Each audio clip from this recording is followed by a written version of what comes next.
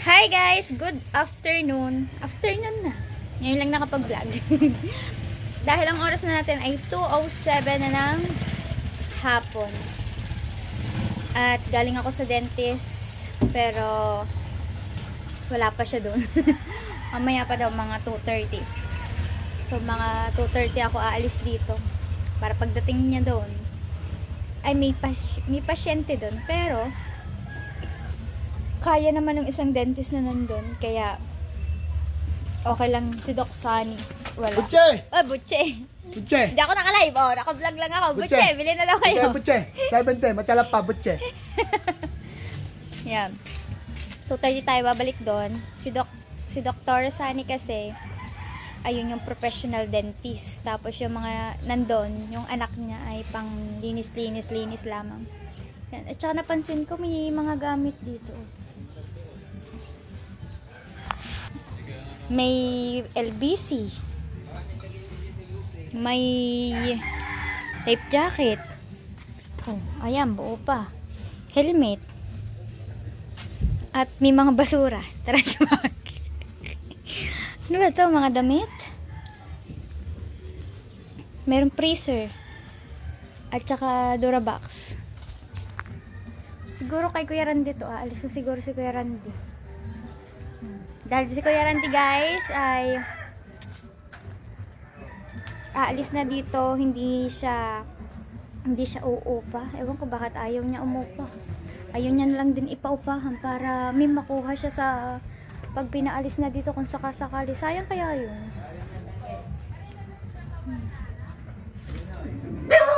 Nakatape din. Murphy! Kuya Randy, alis ka na. Naghahakot ka na eh. Oh. Iyabari mga gamit. Dami nga. Ayan, madami. Ayan nga lang. Dami yan na. Nasa loob ha.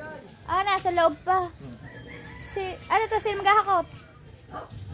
Maganda pa. Dapat isa yung ano na, yung tapon ng basura. Dami sa ano? Ha? Para ipatapon mo na diretso. Ayaw. Madami yung diamante dyan. Oh, madami daw diamante. Yung mga package pa. Oh. Gawa na ba daw? Gawang-gawa ng bahay mo? Iba na talaga. Ang may daddy sa abroad. Saglit lang, meron.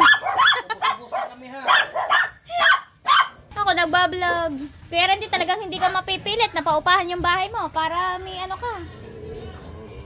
Baka kasi pag meron kasi mag-upa na minsan hindi makabayad. Oo nga, eh di paalisin kapag hindi nakabayad. Hanap ulit. Ayun ang mahirap lang pag wala pa agad nakita, ano. Hindi, ang maganda pala dyan, 2 months advance, 1 month deposit, para 3 months agad may pambayad ka na. Oh, no, ganun na. Hindi siya agad makakaalis. Pero yung buwan-buwan na magbabayad, mahirap yun. Kaya nga. Buti kung sure yung ano, oo pa. Diyan pala sa dalit? Hindi ba? Wala. So ngayon ay ano, aalis na ako. Maniningil na ako guys kasi alas 2 na. So, tinakot niya na daw mga ano niya para hindi ko na siya masingil. Patatski, it's your turn! Walang pambayad, mag-aakot na rin ako. Pag wala daw mabayad. Oh, so ibig sabihin wala ka makukuha pag pinaalis na. Oo. Saan? Nag-message na po kasi yung may-ari, 25 na ngayon. Kamusta na daw ang singil ko. Pero may nagbayad na po sa akin sa Auntie Brenda. Para kay Kuya Kaloy, yung bahay dun sa dulo. So, pupuntahan natin sila isa-isa. Para masingilan natin at maipasa na po natin sa may-ari yung ano, yung na dapat ay upa ngayong araw na to. Ngayong, ay sa month ng February. Alright guys, update ko kayo maya-maya ng konti. At dito talaga may tugtog. Ako nagtitiis lang mag-vlog eh. Dito muna ako pupunta sa tatay ko. Papa! Saan ka? Wala pa. Oh, paano wala pa? 25 na ngayon! Ako nahihirapan ito! Nag-message na si Luis! Wala kang pang-abunaw! Apa, pwede kaya? Yun ay ayaw nakausapin sa barangay. Pangulo nga ka ako. Tayo.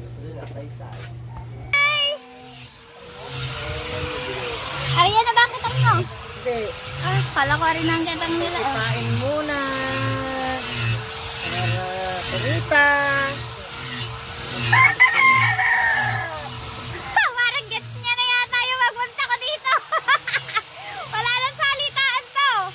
Gets na agad. Alam na di. Tumayaw sa mga nagsasex, Bob. Pero kung ikaw na unahan na nagbayad. Si Brenda. Nagpunta na sa amin. Si Brenda. Agad-agad eh. Nistorbo natin si Mama Shirt sa pagbabae niya. Dahil kailangan na nga natin manulisit. Oh, manulisit. Mahaba pang araw. Sabi saan nagbabantay daw? 2,300. Putol din eh. Kailangan kasi natin yung putal. Dahil kakulangan din yun dun sa ano. May barya ka dyan.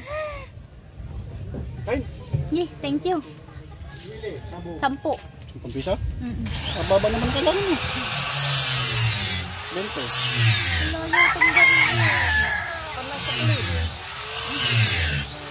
Baka may barya dyan. May mo, masip yun. May ano, ito. Ibabalik ko yung sukli mo mamaya. Gusto Nasaan yung pambiling bakal? Hi. Gusto mo, deposit mo na yung 10. Wala na ba kayo? Deposit ang... Wala pala sinimbol pa dala na. Sino may pera dito? Benet. Sangkred. Tapos. Ano ba, may langaw naman yung binuksan mo eh. Sandaan sila. Baka kumuha ka dyan, may langaw. Ay, babalik ko ang 10 ha. Kakainin na, walang ulam eh. Opo, may langaw. Ay, mami, babalik ko 10. Huwag na. Ah, Kakampu-kampu eh. say, hoy! O kaya ano to? Deposit mo na sa next month. Para walang putal. O, no? Tama. Ito, may-ari ng mansyon. Oo. Baka hindi sila ng mga... Hindi ko pa bayaran. Daming manok. Alam na agad ni Mama Shake eh. Hindi na ako nagsalita. Gets niya na agad kung ano yung pakay ko sa kanya. So, doon na tayo kala Sisi. Wala. Ba, hindi ko alam! Wasak! Dito nga pala ang daan. Wala na. Wala nang gamit ang Kuya Rande. Mag-iingat ka daw, Kuya Rande. Susulat ka naman. Papasyalan mo naman si Insu Jane. Ilang hakot na ba yan, Jampong? Wala na. Wala nang hahakutin. Opo, may babae pala. Right, so tingnan natin tong iniwan na bahay ni Kuya Rande. At siya ay umalis na kasi ngayon yung kahulugan namin. Pero ayaw niya na.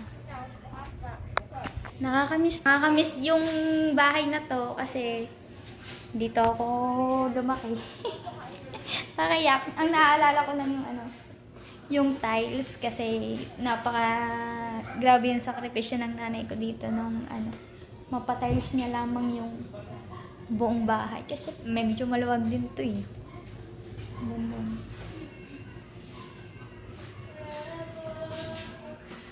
So, yung may kwarto dito guys, ito yung dati kong bahay. Dami mo pala. Yan, ito mga kanikinig, welcome. Ito yung dati kong bahay. Ayan, ginawa ko lang yung pinto niyan. Tapos, nung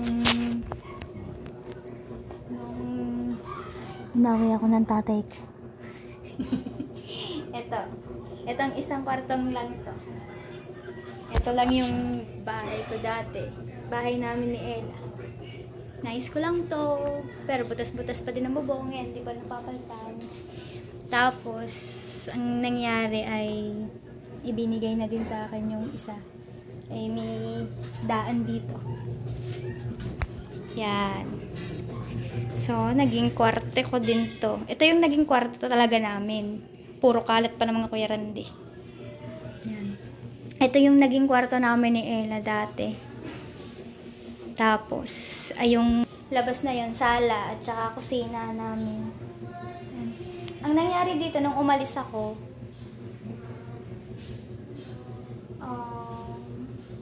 Yung isang kwartong nasa unahan na yun, napapunta ulit sa tatay ko. Tapos itong isang kwarto, napapunta naman dun sa kapatid ko. So nilagyan nila ng pinto yan. Pero ang ginawa nila, ibinenta nila kay Kuya Randy itong kwartong to. Para gusto din naman ng Kuya Randy, ng tatay niya. Tapos yung sa tatay ko, ibinenta niya din. Napaluang yung bahay ni Kuya Randy dito. Ayaw niya na talagang tumigil pa dito. Ayaw niya na din na paupa. Final decision na yung ginawa nila. Hindi ko lang ma-imagine na ganito na yung itsura. Hindi ko na makita yung bahay na tinirahan ko dati. Kasi dito sa part na to, dito mismo, nung may sakit ang mama ko, yan, dito kami, nandito lang yung kama, hindi kami natutulog sa kwarto. Siyempre, lagi akong kasama. Ako kasi yung nag-alaga sa nanay ko. Hindi ko talaga siya iniwan. Kakamiss ang bahay namin dati. Pwede na yung makuha na. Kuya Randy, ang balita ko yung, pinaubayan mo na sa papa? Oo, kunin ko lang yung mga kahoy, mga gagamit ko dito. Yung kailangan mo pang magamit. Pero itong pag-irin din na, kasi in case may kapira pa pa muli. Oo. Kaya lang nung sabi yung may-ari na, sa inyo na lang yan, tapos nakaalis na. Pero ang kukunin, ito, yung bubong. Yung bubong. Yung mga yero lang. Ayan, dyan. Ito, kunin din. Ayan, may sami. Yung pinang Mga kahoy kahoy. niya kasi marami din kahoy na gamit dyan. Binalik niya na. Pero kukunin niya yung mga bubong. Yung sami at saka yung iba, ilaw. Oo, Ano ba yan? sliding. Yan, oo, yung sliding. Parang ano na din pala to, no? Parang luma-luma na, napabayaan mo na din, no? Sira na yung mga cabinet. Kinuha naman. Wala nang gana. Hindi ko na din ma-imagine yung itsura niya. Yung inaalala ko yung itsura ng bahay namin dati. Pero wala na. Hindi ko na siya maano. Ang naaalala ko na lang ay yung tiles. Kasi yung pa-tiles na to, pinaghatian to ng mama ko at saka ng kapatid kong panganay na nagtatrabaho pa siya ng steel corp sa mga yero-yero. Nag-aaral pa ako noon. Tsaka yung paglalobster ng nanay. So ngayon, yun. Ayaw na ni Kuya Randy. Goodbye na siya sa Bukana. Maayos siya sa labas. Inaayos. Dati ano na yun wasak-wasak. So yun, mga bubong, bago pa. Tsaka yung ibang kahoy yan, hindi na din maganda. Hindi naman yan pinaayos ng sobra. Kasi tuluan yan Pag umuulan, ang pangat na ng kisame. So yun. At yun nga pala mga kaniknek, si Pototski at saka si Bengot ay nagpasya na din na umalis. So gigibain na din nila yung bahay nila kasi wala daw silang panghulog. Lipat na lang daw sila dun sa mga nanay ni Bengot. Nakakalungkot man isipin, gusto ko man tumulong pero hindi ko kayang tumulong. Nakakaawa pero wala akong magawa. Napakahirap maging mahirap. Kakaloka. Yan. Pero malay mo naman, dumating yung araw na makaipon ako, makabili ng lupa. Gusto ko pag ako nakabili ng lupa kasama yung pamilya ko. Ayoko silang mahiwalay. Sana pala rin tayo. Nakakaiyak. Okay lang yan. Ganyan talaga ang buhay. Sadyang may pagsubok. Malalampasan din lahat ng yan. Alright, update ko na lang kayo mamaya mga kaniknay kasi yung pinag-uusapan nga namin dito ay nadagdagan po yung hulog para sa upa dahil nga si Pototski ay hindi makakabayad ng upa. Kaya alis na lang sila.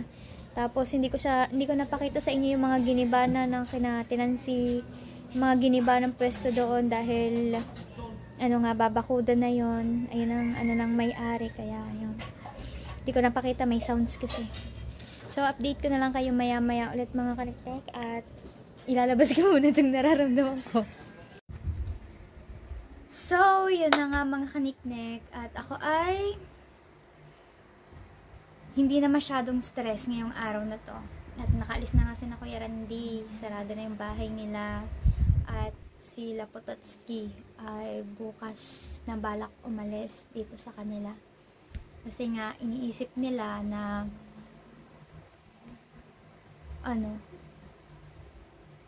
kung may ihuhulog sila ngayon, paano na lang next month, or kung sabihin natin meron sa susunod pa ulit, paano lang sa mga susunod na araw.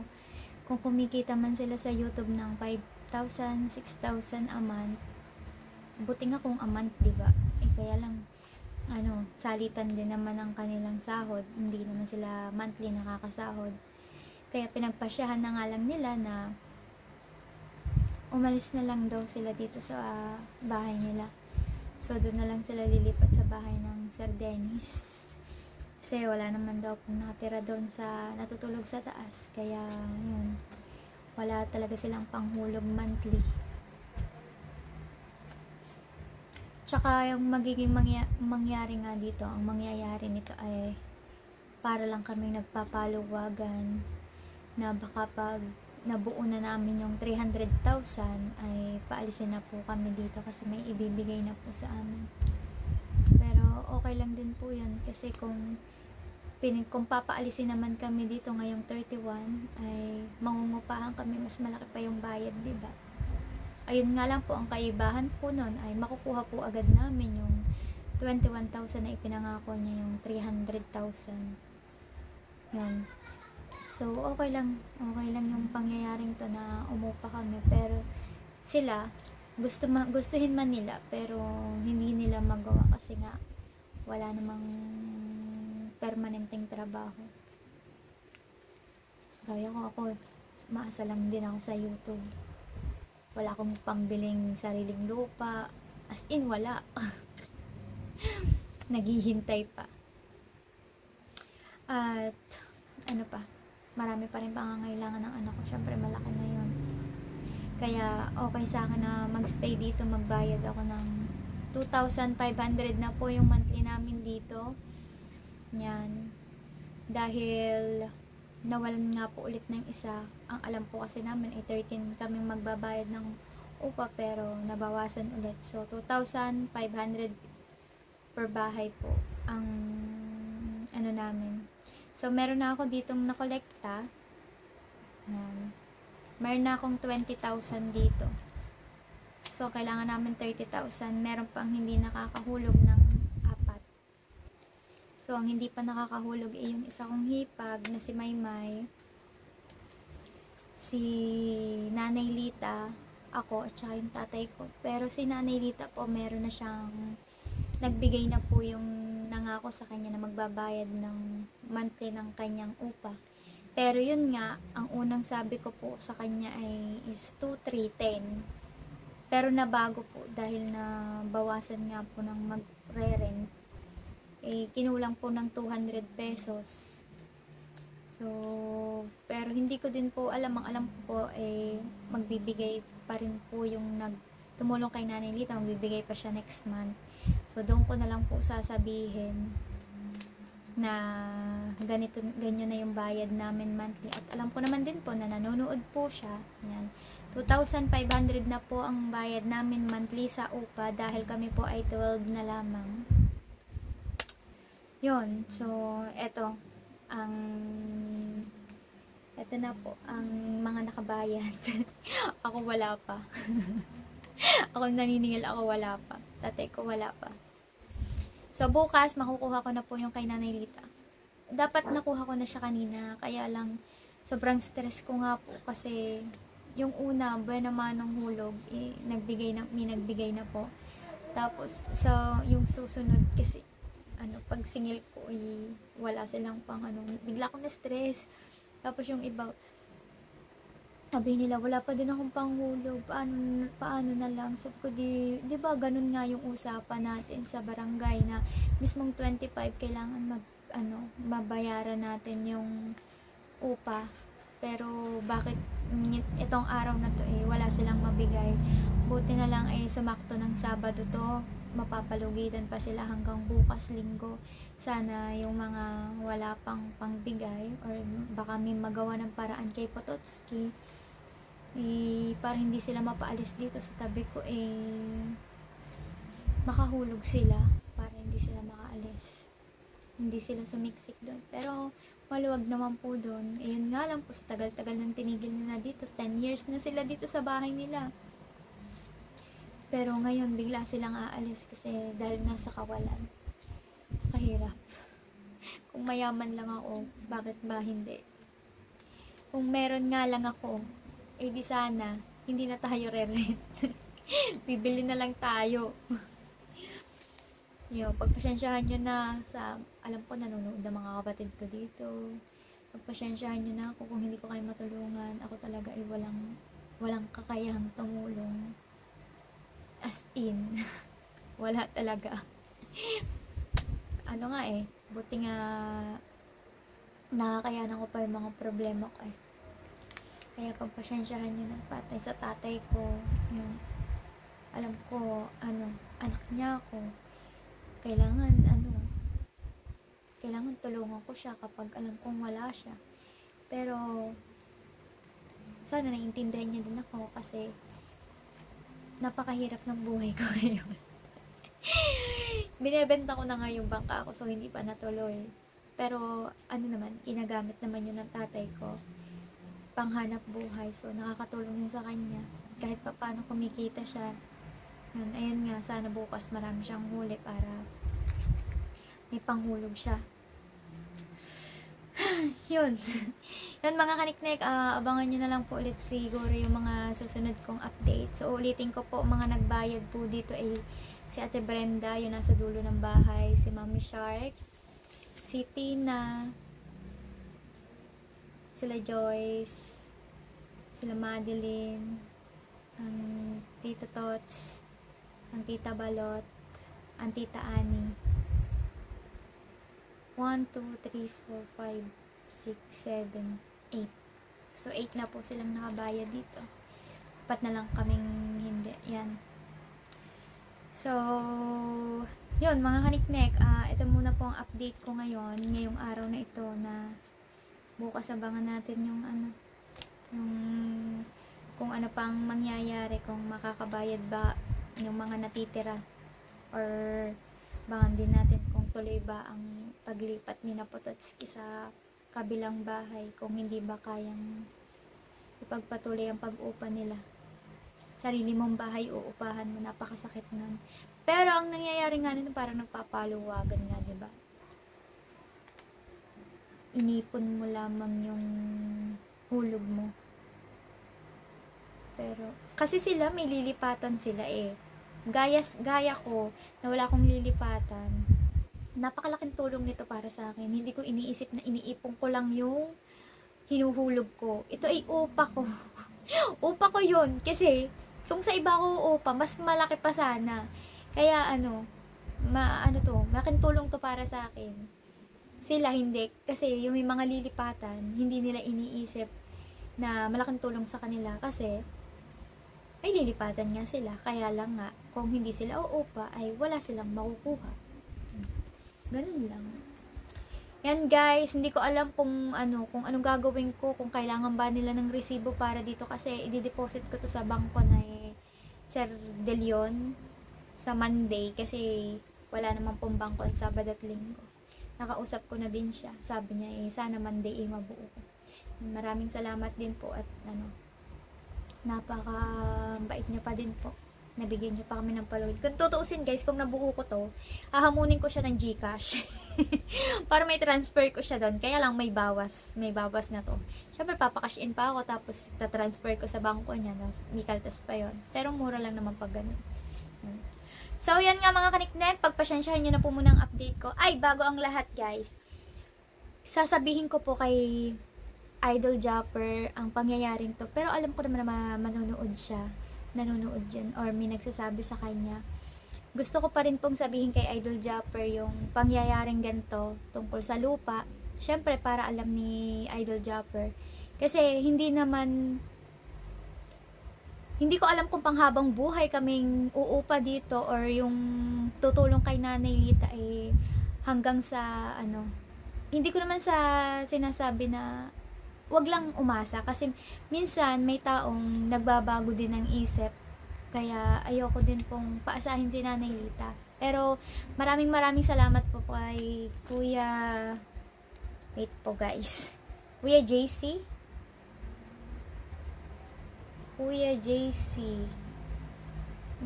JC Calapis. Yan. Thank you po kay Kuya JC Calapis sa pagbigay nyo po ng first upa ni Nanay Lita, first month ng upa ni Nanay Lita. Maraming salamat po. Sana wag po kayong magsamantulungan si Nanay Lita. Tsaka po i-update ko lang po kayo. 2.5 na po ang hulog po monthly, hindi na po 2.3. Yun. So, yung mga kadikdik, gusto kong sabihin kay Kuya Jeff na may eksena ng ganito para kay Nanay Lita kasi baka isipin ng Kuya Jeff ay nilalampasan na siya. Gusto ko masabi to sa kanya. Makausap ko siya ng personal. Ayoko nang pa-message lang. Pag uwi ni Kuya Jeff, hindi na talaga ako mahihiya. Usapin ko na si Kuya Jeff para tungkol dito. Yun. Hoy, sa mga nababash kay Mama Sang, pagpasensyahan nyo na po kay Angelica's Vlog. Pagpasensyahan nyo na po kung hindi niya po nabanggit dun si Idol Japper sa pagpapasalamat niya. Pero lagi naman po siya nagpapasalamat, may direct message pa nga po siya kay Idol Japper, nagpapasalamat siya. Kung meron lang ako screenshot, nilagay ko yun dito. Yan. Tsaka sa mga live niya, hindi po siya kasi nakakapag-vlog dahil ang cellphone niya po ay umawang yung screen. Yan. Pagpasensyahan niyo na po kung hindi siya nakapagpasalamat. Siguro na bigla lang siya na ganun kalaki yung sinahod niya. Hindi niya na maisip kung sino yung pasasalamatan niya. Pasensyahan na po. Yan. Thank you guys. Thank you for watching. Sana po supportahan niyo po ako sa aking mga vlog, sa aking mga live para matuloy-tuloy lang natin to. Alam niyo naman po, matindi ang pangangailangan ko, kaya vlog lang tayo ng vlog. Sana i-support pa rin kayo. Bye guys! Thank you for watching. Love you all! See you next vlog!